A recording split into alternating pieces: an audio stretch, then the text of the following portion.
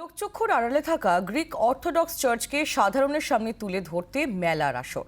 কালীঘাট মন্দিরের ঠিক বিপরীতে শ্যামাপ্রসাদ মুখোপাধ্যায় রোডের ওপর রয়েছে এই চার্চ। গ্রিকদের উৎসাহে এই চার্চ তৈরি হয় 1924 সালে। এলাকায় খ্রিস্ট ধর্মাবলম্বী মানুষের সংখ্যা কমতে থাকায় কমেছে চার্চে আগতদের সংখ্যাও।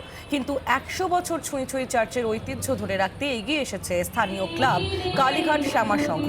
চার্চকে সুন্দর করে সাজিয়ে তুলেছে তারা। পাশাপাশি ক্রিসমাস ফেস্টিভ্যালকে মাথায় রেখে একটি মেলাও শুরু করেছে লাগোয়া অঞ্চলে।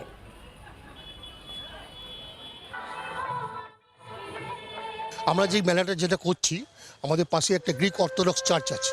গ্রিক অর্থোডক্স চার্চ যেটা স্থাপিত হয়েছিল 1924 সালে। এখন এনার বয়স হচ্ছে 99 ইয়ার্স। এই গ্রিক পিপলরা যখন আসতো এখানে, তখন এই চার্চটা করে, কারণ এই চার্চটার অনেক লোক ইতিহাস জানে না।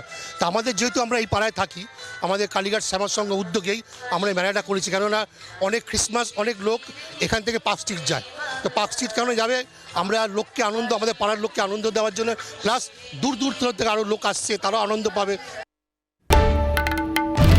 বাংলার আওয়াজ, বাঙালির আবেগ, জি 24 ঘন্টা।